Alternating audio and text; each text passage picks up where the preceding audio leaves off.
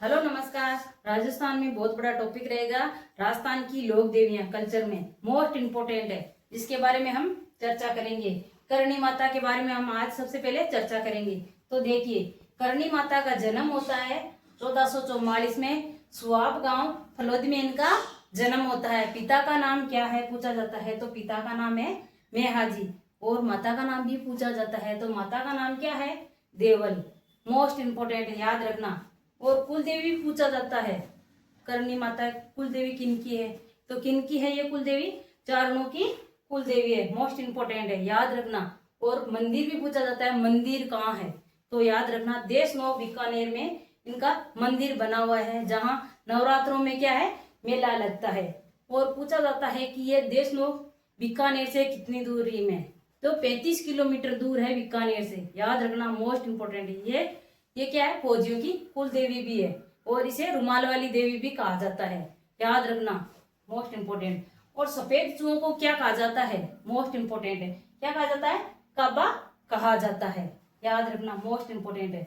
चारण समाज के लोग क्या कहते हैं कि चूहों को अपना पूर्वज मानते हैं, इसीलिए वे चूहों को कभी मारते नहीं है।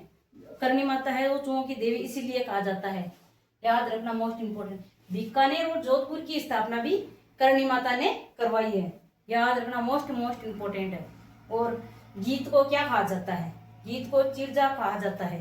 करणी माता के गीतों को चिरजा कहा जाता है। और जगत माता का अवतार भी कहा जाता है, किसे, करणी माता को। बचपन का नाम भी पूछ लिया जाता है, तो बचपन का नाम क्या है, रिद्धि बाई है।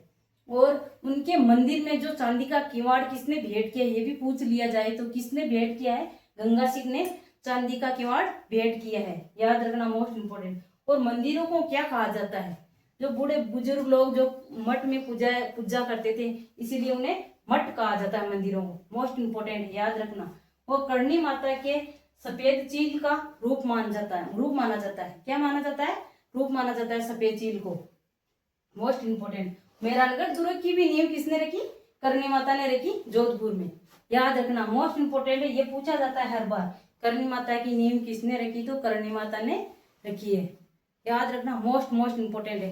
और कहा जाता है कि करणी माता की एक बहन थी गुलाब कुंवर, जिसका एक पुत्र था लाकन, जिसकी मृत्यु हो गई थी उसके गोद में लेने के बाद, और करणी माता ने अपनी शक्तियों से उसे पुनर्जीवित किया था।